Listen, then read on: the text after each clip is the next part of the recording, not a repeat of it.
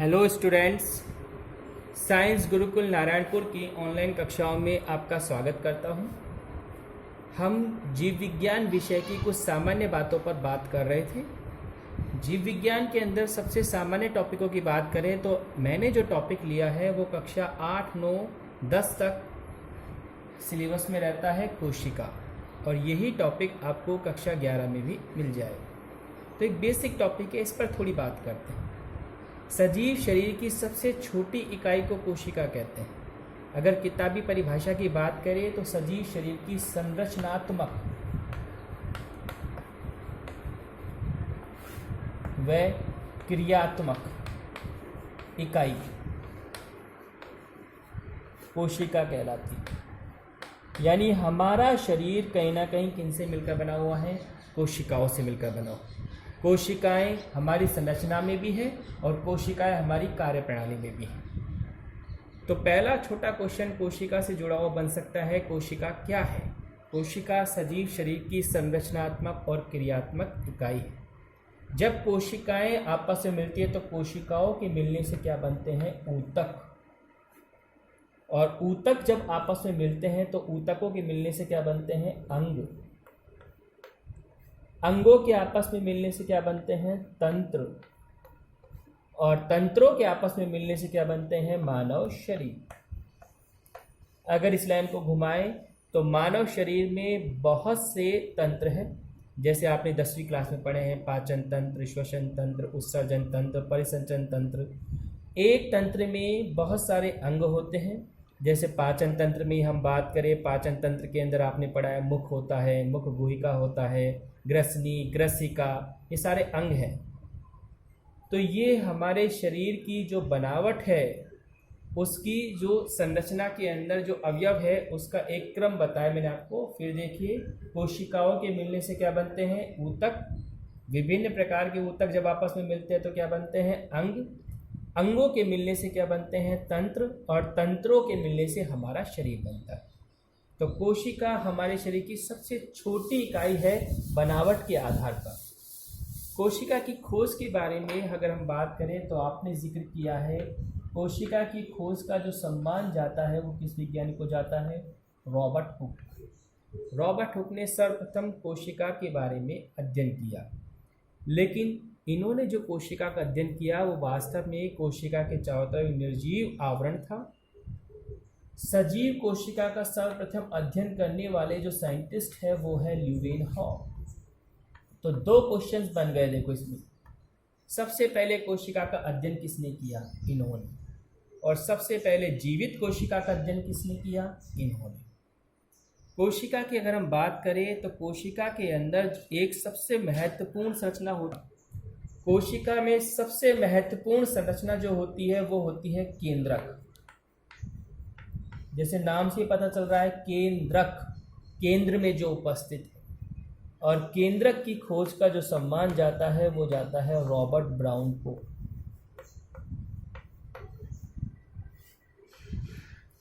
तो ये कुछ सामान्य से वैज्ञानिकों का जिक्र है, जिन जिक्र को आप जनरल नॉलेज के तौर पर देख सकते हैं।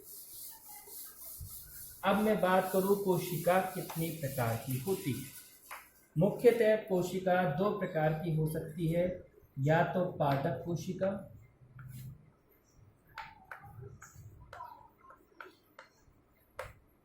या जंतु कोशिका।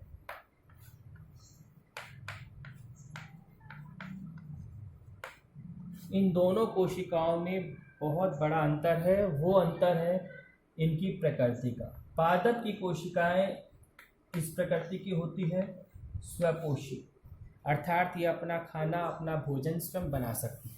इसके लिए उनमें एक विशेष बात होती है, वो होती है पर्णहरित और हरित लवक। जबकि जंतु कोशिकाएं अपना भोजन स्वयं नहीं बना सकती, इसलिए ये पोषण के हिसाब से कैसे होती है? विषम पोषी। तो आपके लिए दो छोटे छोटे शब्द है, स्वपोषी जो अपना पोषण स्वयं तैयार कर सकते हैं जैसे पादप कोशिका, विषम पोषी जो अपना पोषण स्वयं तैयार नहीं कर सकते हैं जैसे जंतु कोशिका। और इन दोनों कोशिकाओं में अंतर पर छोटा क्वेश्चन बन सकता है। जैसे मैं बात ही कर लूँ इन दोनों कोशिकाओं में अंतर पर हम बात करें तो एक सारणी के माध्यम से इस टॉपिक को मैं आपको समझाता हूँ। पादप कोशिका और जंतु कोशिका। पादप कोशिका की अभी मैंने आप बात बताई। पादप कोशिका पोषण के हिसाब से कैसी है? स्वपोषी। और ये कोशिका पोषण के हिसाब से किस प्रकार की होती है? परपोषी भी नहीं कह के इसको विषमपोषी नाम दिया, विषमपोषी। तो पहला अंतर इन दोनों में जो सबसे मुख्य अंतर है कि ये कोशिकाएं अपना पोषण तैयार कर सकती है और वो अपना पोषण तैयार नहीं कर सकती। दूसरी बात, जब ये पादप कोशिकाएं अपना पोषण तैयार कर सकती है तो इसके लिए इनमें पाया जाता है पर्णहरित। तो यहाँ पर पर्णहरित क्या होगा? उपस्थित। वो अपना पोषण नहीं तैयार कर सकते तो अर्थात यहाँ पर पर्णहरित क्या होगा? अनुपस्थित। एक और मुख्य अंतर, पादप कोशिकाओं में केंद्रक जो होता है वो परिधि की तरफ होता है। यानी जब भी यहाँ केंद्रक की स्थिति बनाएंगे तो केंद्रक हमेशा कोशिका के एक तरफ, परिधि का मतलब तो एक साइड, और यहाँ जो केंद्रक होगा वो कोशिका में कहाँ होगा? मध्य में स्थित होगा। इसकी एक वजह है, कोशिका में एक संरचना होती है रिक्तिका। रिक्तिका जो है वो पादप कोशिका में बड़ी बड़ी होती है, जबकि यहाँ पर रिक्तिका छोटी होती है। एक और मुख्य अंतर इन दोनों के बीच में,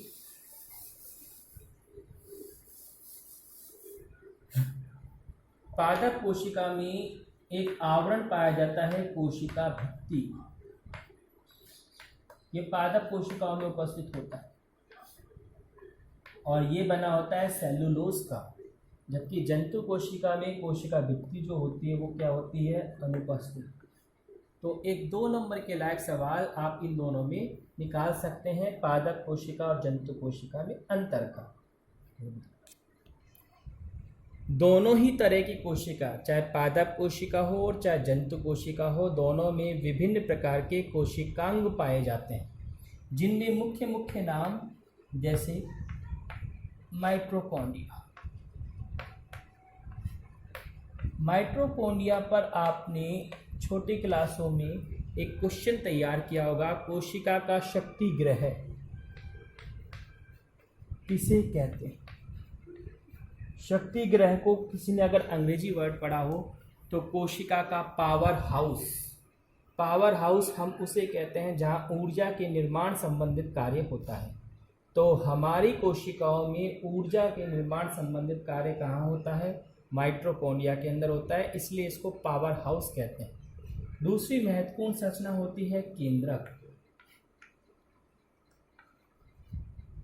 केंद्रक कोशिका का क्या होता है? नियंत्रण केंद्र होता है, अर्थात कोशिका की जितनी भी कार्य प्रणाली है उसको कंट्रोल कौन करता है?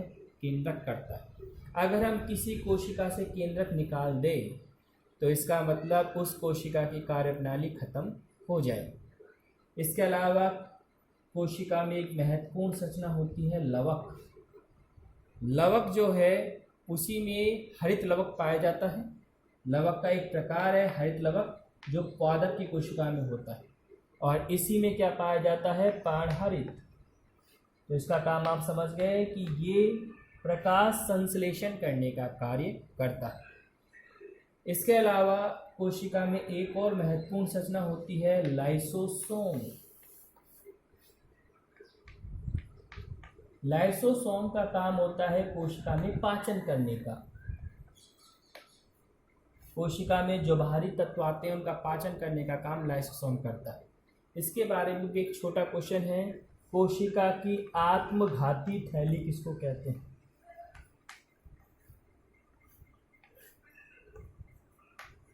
आत्मघाती थैली इसी को कहते हैं, क्योंकि अगर लाइसोसोम किसी वजह से फट जाती है तो कोशिका का पाचन हो जाता है। तो ये जो मैंने नाम लिए ये कोशिका के अंदर पाए जाने वाले कुछ महत्वपूर्ण कोशिकांग हैं और ये उनके कार्य हैं। इसके अलावा भी अगर हम कोशिका के बाहर की तरफ बात करें तो कोशिका में महत्वपूर्ण एक आवरण होता है जो सबसे बाहर होता है, उसे बोलते हैं कोशिका झिल्ली।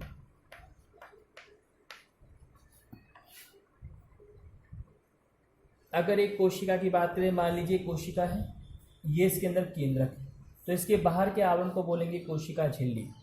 और जब ये सबसे बाहर की तरफ है तो इसके कार्य क्या हो गए, एक तो कोशिका को सुरक्षा देना, दूसरी बात कोशिका में जो भी पदार्थ अंदर आ रहा है या बाहर निकल रहा है, यानी कि कोशिका में पदार्थों का जो आवागमन हो रहा है उस आवागमन का नियंत्रण करना, ये काम किसके हैं, इसी के। तो कोशिका झिल्ली जो है वो कोशिका का एक आवरण है। लेकिन अगर हम पौधे की कोशिका की बात करें तो इस झिल्ली के बाहर की तरफ एक और आवरण होता है जिसका जिक्र अभी हमने पीछे किया था, कोशिका भित्ति। अर्थात पौधे की कोशिका पर तो कितने आवरण हो गए, 2। कौन कौन से, एक तो कोशिका भित्ति और एक कोशिका झिल्ली, बाहर की तरफ ये, अंदर की तरफ ये। और अगर हम जंतु की कोशिका की बात करें तो उस पर कितने आवरण होंगे, सिर्फ एक। कौन सा वाला, ये, क्योंकि जंतुओं में तो वो चीज़ तो होती नहीं।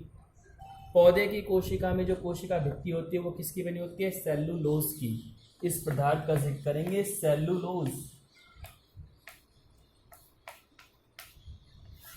इससे बना आवरण पाया जाता है जिसको कोशिका भित्ति कहते हैं। तो ये कुछ महत्वपूर्ण कोशिकांग है जो कोशिका के अंदर पाए जाते हैं, जिनका अपना अपना विशेष कार्य होता है।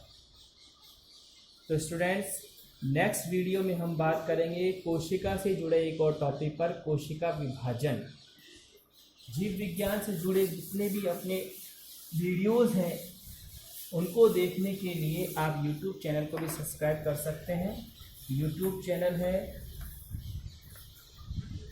महेंद्र सिंह बायो। इस चैनल को सब्सक्राइब करने के बाद आपको जीव विज्ञान से जुड़े और वीडियोस इस चैनल पर उपलब्ध मिल जाएंगे। कोशिका विभाजन पर बात करेंगे। धन्यवाद।